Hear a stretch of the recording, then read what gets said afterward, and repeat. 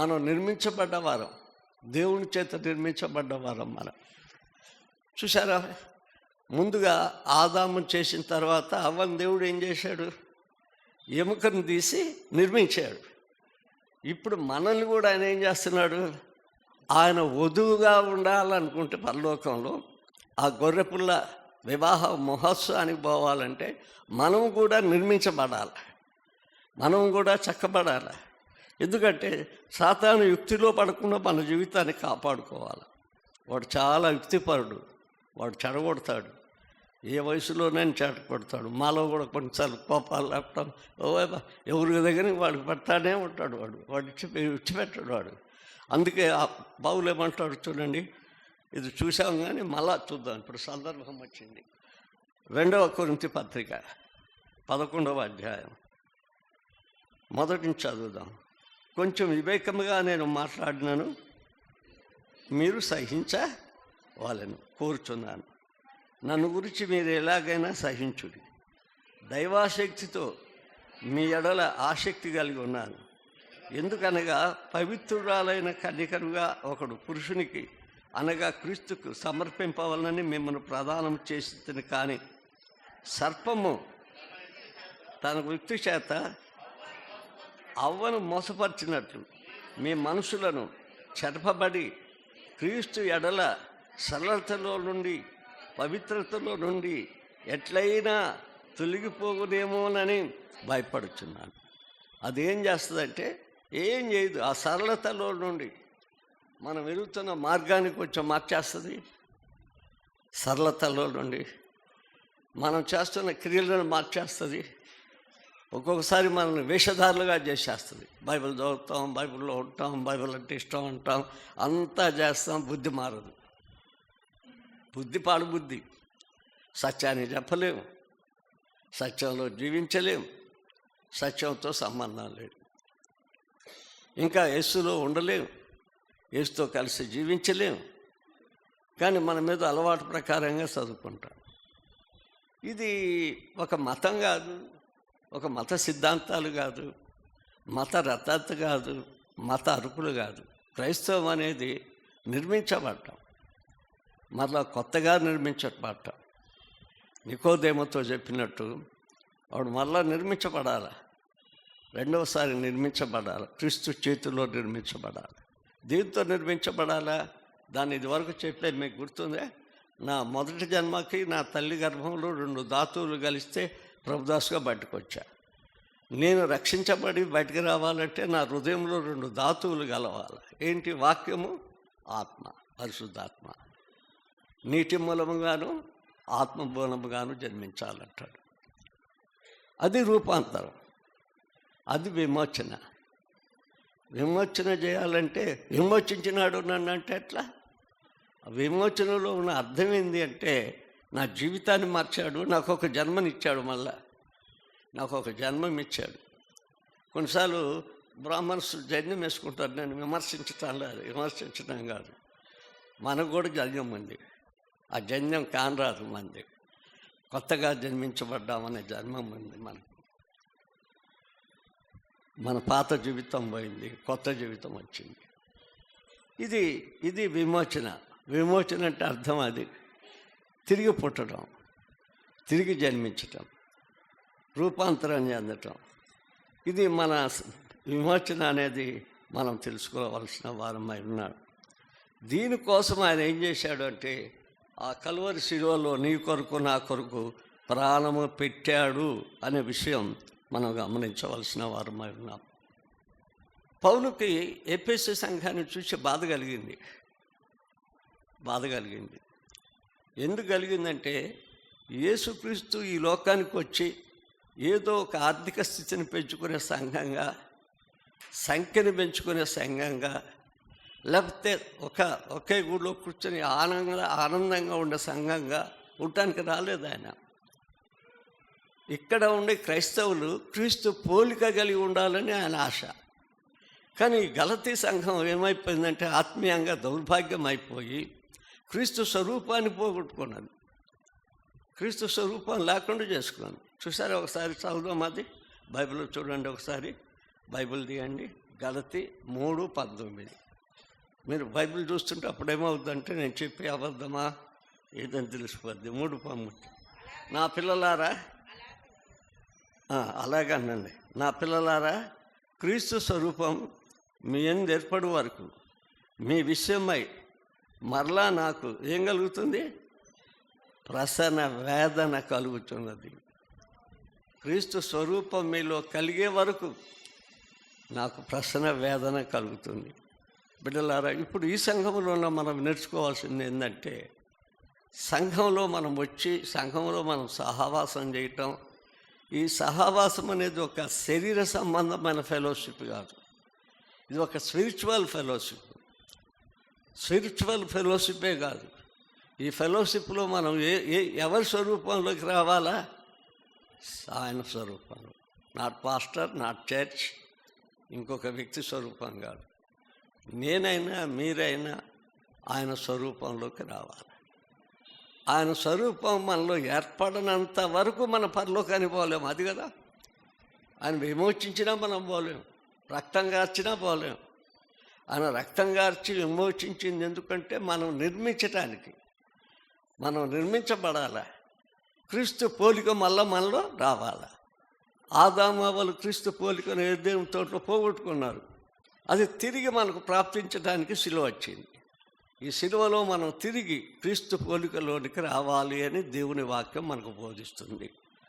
ఇంకా మనం చూద్దాం, యోహాను సువార్త 1వ అధ్యాయానికి వస్తే, అధ్యాయంలో చాలా మాటలు రాయబడి ఉన్నాయి.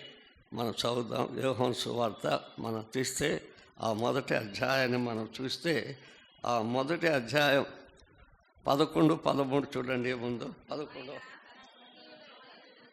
ఆయన తన స్వకీయుల వద్దకు వచ్చెను, ఆయన స్వకీయులు ఆయన అంగీకరించలేదు.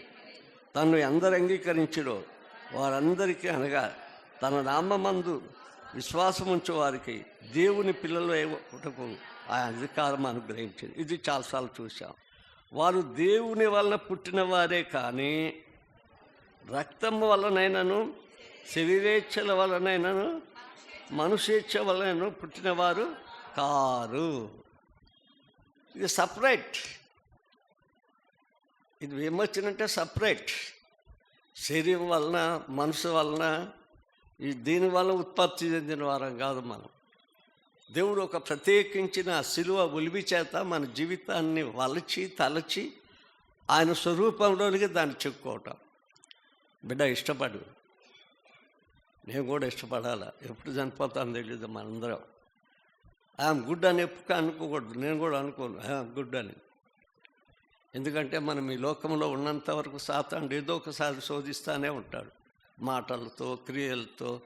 ఎవరి మీద అసూయపడ్డామనుకో, అది కూడా తప్పే కదా, అది కూడా తప్పే. ఎన్ని తీసేసుకోవాల్సి వస్తుందో మనం. ఆయన ఉలి, దేవాన్ని ఉలి నా మీద వాడు, సిలువ ఉలి నన్ను విమోచించి నాకు కొత్త స్వరూపమే కదా, నీ పోలికి. చూసారా, గలతీలో ఆ పోలిక లేనందుకు పౌలు ఎంత బాధపడుతున్నాడు. ఆ గలతీ సంఘంలో ఆయన పోలిక రావాలి, ప్రతి వ్యక్తి ఆయన పోలికకి రావాలి. సంఘం అంటే ఎవరు? మనుషులు కదా. దేశం అంటే మనుషులు అన్నాడు, మట్టి కాదన్నాడు గురిజాలని ఆయన. సంఘం అంటే కూడా ఏదో 4 గోడల మధ్య ఉండే సంఘం కాదు. సంఘంలో ఉండే మనుషులు. ఈ మనుషులు ఏం చేయాలి అంటే ఒక నూతనత్వానికి రావాలి, విమోచించడానికి రావాలి. ఆ విమోచించడానికే యేసుక్రీస్తు ఈ లోకానికి వచ్చాడు. అందుకే ఆయన ఒక పిలుపులు పిలిచాడు. విమోచించబడేవాడిని ఒక ప్రత్యేకమైన పిలుపు. ఆ పిలుపు నీకు నాకు అనువర్తిస్తుంది. అందుకే మనం పిలువబడ్డవారం. విమోచించబడ్డం అంటే అర్థం ఏంటంటే పిలువబడ్డాం. దేవుని కోసం ఒక ప్రత్యేక జనంగా జీవించడానికి పిలువబడ్డాం. ఇప్పుడు అది చూద్దాం. ఒక 5 రాసుకున్న వాళ్ళకి మంచిది. ఫస్ట్ మనం 1 పేతురు 2:9, చీకటిలో నుండి ఆశ్చర్యకరమైన తన వెలుగులోనికి మిమ్మల్ని పిలిచిన దేవుడు. ఆశ్చర్యకరమైన తన వెలుగు. మన వెలుగులోకి కాదు పిలిచింది ఆయన. నేను వెలుగు అనుకుంటా కదా, నాలో చీకటి ఎంత ఉందో తెలుసుకోను. ఆశ్చర్యకరమైన తన వెలుగులోనికి పిలిచాడు. ఏర్పరచబడ్డ వంశం, రాజులైన యాజక సమూహం, దేవుని సొత్తైన ప్రజలు. యాజకుడు లేడు. ఎవడన్నా యాజకుడు అని చెప్తే పాపం చేసినట్టే. యేసుక్రీస్తు వచ్చినాక మధ్యవర్తి లేనే లేడు. మనందరం యాజకులం అయిపోవాలి. అంటే రారాజు ప్రధాన యాజకుని పుత్రులం మనం. ఆయన మనల్ని ఏం చేశాడు? చీకటి వదిలి రమ్మన్నాడు. చీకటి వదిలి రమ్మని పిలుస్తున్నాడు. తన ఆశ్చర్యకరమైన వెలుగులోనికి రమ్మని మనల్ని పిలిచాడు. అది విమోచించబడ్డ వాడికి ముందుది. అది రెండవది చూద్దాం. రెండవది ఇంకా ఎందుకు పిలిచాడు అనే విషయాలు మనం చూస్తే ఒకటైపోయింది. రెండో విషయాన్ని మనం ఆలోచిస్తే ఆశీర్వాదాలకు వారసులుగా ఉన్నట్టుగా పిలిచాడు. ఆశీర్వాదాలకు చూసారా? అపోస్తల కార్యం 3వ అధ్యాయం. ఆశీర్వాదాలు అంటే ఏంటిది? ఇప్పుడు అందరం ఏమనుకుంటున్నాం అంటే ఆశీర్వాదాలు అంటే డబ్బు అనుకుంటున్నాం. మీలో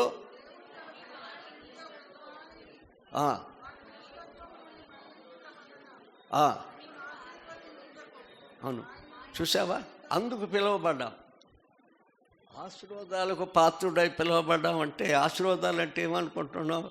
ఏమన్నా డబ్బులు ఇస్తాడా? ఏమన్నా ఉద్యోగం ఇస్తాడా? ఈ కాదు, నీలోనున్న దుష్టత్వాన్ని తీసేయటానికి, నీలో ఉన్న దుష్టత్వానికి తెలియచేయడానికి. అది విమోచన.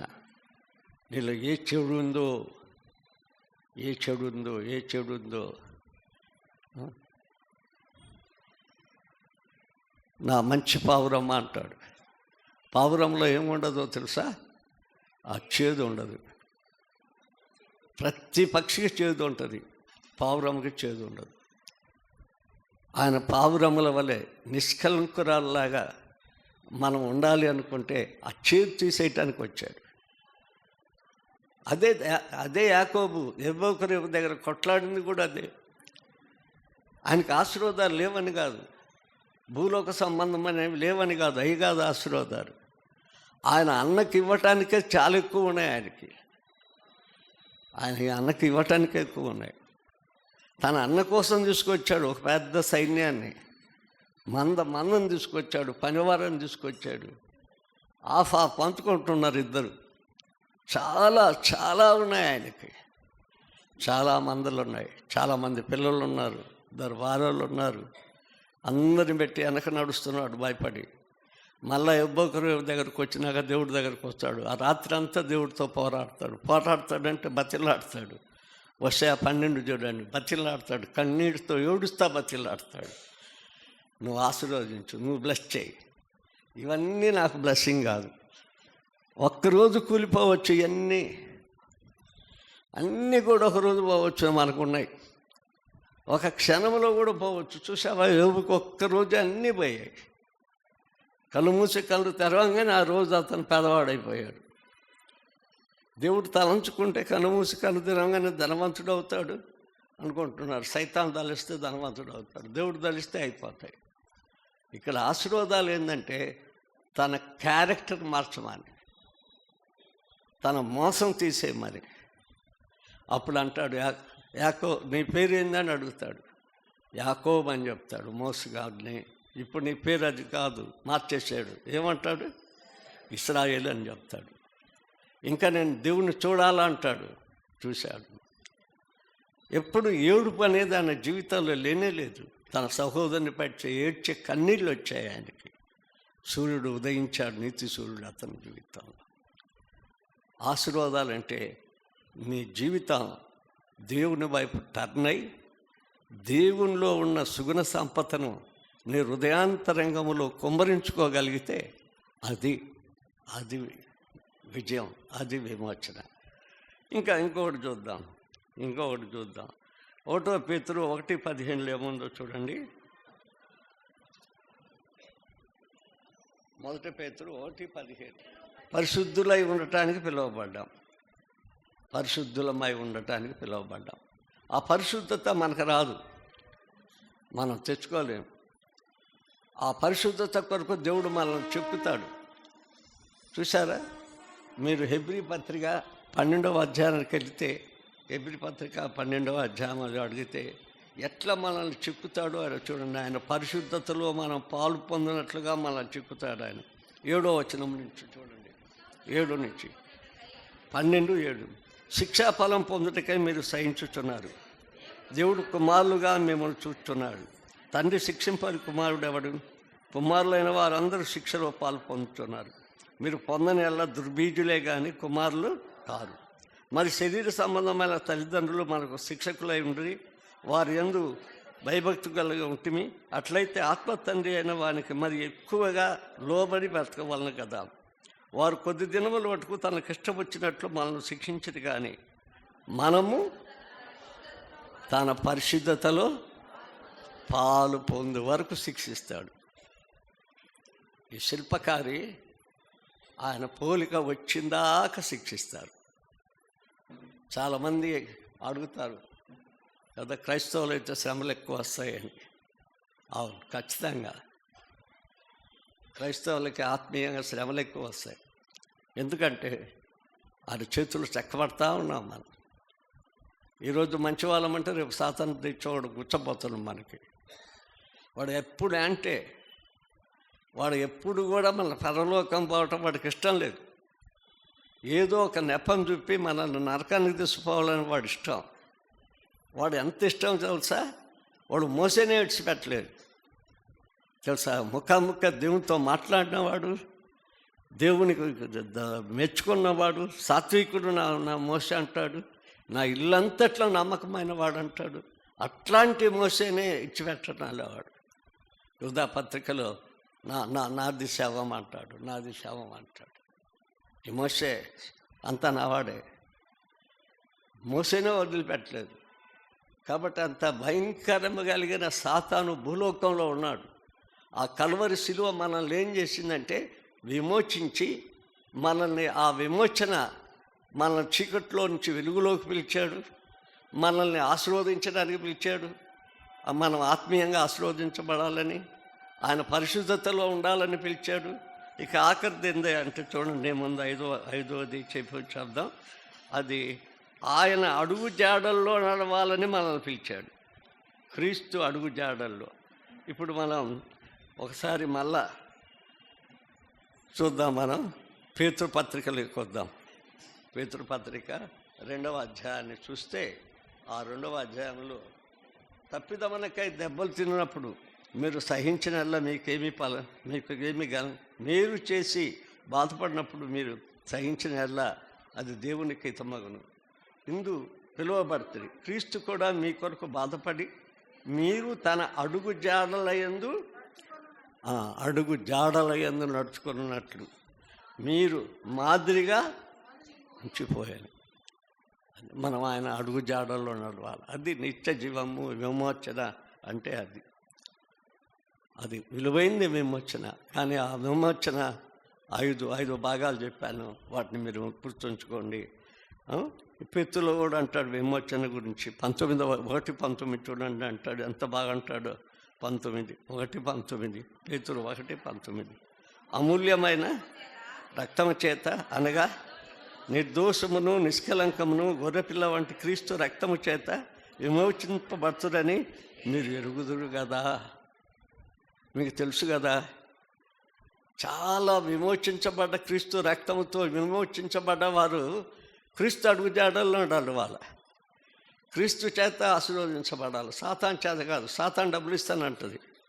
కొండ మీద చూపించి యేసుప్రభు మొక్కితే నువ్వు నాకు మొక్కి నేను తీసుకోమంటది. ఈ లోకమంతా కావాలంటే ఇచ్చేస్తానంటది. లోకమంతా కూడా ఇచ్చేస్తావు, ఒక్కసారి నాకు మొక్కితే చాలు. ఒక్క చిన్న తప్పు చేస్తే చాలు, నాకు నువ్వు దాసుడివే, నాకు ఉండిపోతాను. ఆయన పరిశుద్ధతలో పాలు పంపాలంటే శిక్షించబడాలి. విమోచన అనేది చిన్నది కాదు, ఆ విమోచన నిర్మించబడేది. అందుకే 43 యెషయాలు అంటాడు, నిన్ను నిర్మించిన వాడు యెహోవాయే అంటాడు యాకోబు. నేను నిర్మించాను, నా బిడ్డగా నేను నిర్మించుకున్నా. అందుకే యేసుక్రీస్తు సిలువ వేయబడింది. మనల్ని విమోచించడానికి, మనల్ని నిర్మించటానికి, మనల్ని భద్రంగా నిర్మించటానికి మనం వేయబడ్డాడు. ఇంకా మనం దేవుని వాక్యంలో చిన్న చిన్నవి చూసి మనం ముగించుకుందాం. రెండవది ఏంటంటే భిక్ష ప్రసాదించాడు.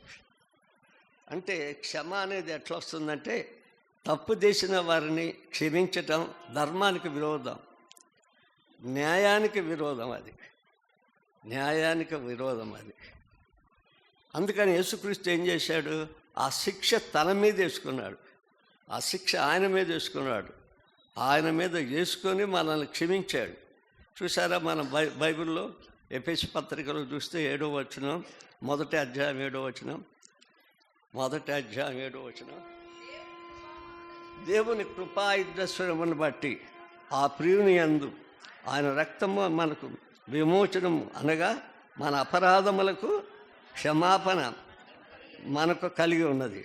కాలము సంపూర్ణమైనప్పుడు జరగవలసిన ఏర్పాటును బట్టి ఆయన తన దయా సంకల్పం చెప్పున తన చిత్తమును గూర్చే మర్మము మనకు తెలియచేసి మనకు సంపూర్ణమైన జ్ఞాన వివేచన కలుగుటకు ఆ కృపను మనం ఏం చేస్తున్నాడు? విస్తరింపజేస్తూ ఉన్నాడు. ఆ క్షమాభిక్ష నువ్వు స్వీకరిస్తే, నువ్వు విశ్వసిస్తే, నువ్వు నమ్మితే, తృణీకరిస్తే లేదు. ఎప్పుడూ ఒకసారి మీకు చెప్పాను అనుకోండి, ఒక సామెత, టైం ఉందా? టైం లేనట్టుంది. ఒక మంచి వ్యక్తి ఉన్నాడంట, 1 నిమిషంలో చెప్పేద్దాం అది. ఆయన ఆ ఊరికంతా చాలా మంచి పనులు చేస్తున్నట్ట. ఆయనకు ఒకే లోపం ఉందంట, ప్యాకాట్ ఆడించి. ఆ ప్యాకాట్లో వాళ్ళ స్నేహితుడు ఒకడు మోసం చేశాడంట. చేస్తే కర్ర తీసుకుని వేసేసాడంట, చచ్చిపోయాడు. వెంటనే వాడిని ఉరిశిక్ష వేశారు. ఊరోళ్ళందరూ, ఆ యొక్క మండలం అందరూ కలిసి ఆ రాష్ట్రపతికి రాశారంట, అయ్యా చాలా మంచోడు, కొట్టాలని కొట్టలేదు, వాడి కోపం వల్ల అది చేశాడు, చచ్చిపోయాడు, విడుదల చేయమంటే ఆయన విడుదల పత్రాన్ని పంపించాడంట. ఈయనేం చేశాడంటే మంచి మైండ్ చెడిపోయింది. ఏంది నేను చేసిన తప్పు అనుకున్నాడు, ఏమనుకున్నాడు, పిచ్చోడైపోయాడు. ఆ విడుదల పత్రాన్ని చించిపడేశాడు. నాకేమొద్దు పోవాడు, నాకు ఈటానికి విడుదల అని.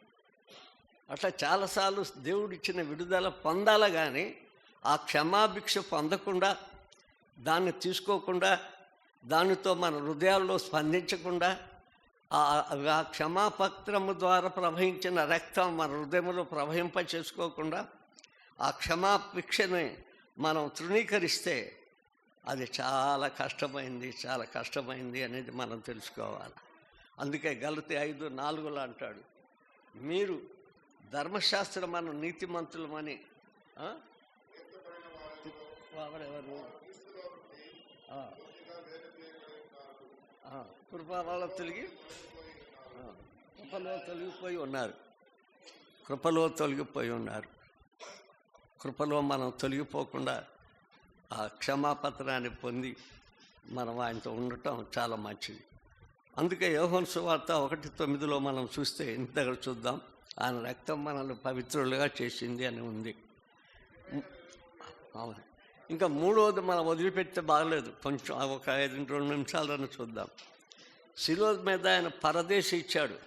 ఎవరైనా తొందరగా చదువుతారా? ఆదికాండం 3:24 చదవండి.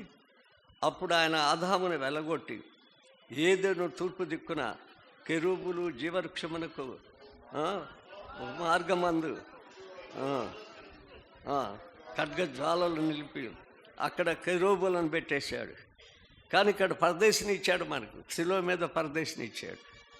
ఇప్పుడు మనకు సమయం లేదు కాబట్టి శిలువ మీద ఆయన మనకు ఇచ్చాడు. ఆ పశ్చాత్తాపడ్డ దొంగకి ఏం చెప్పాడు?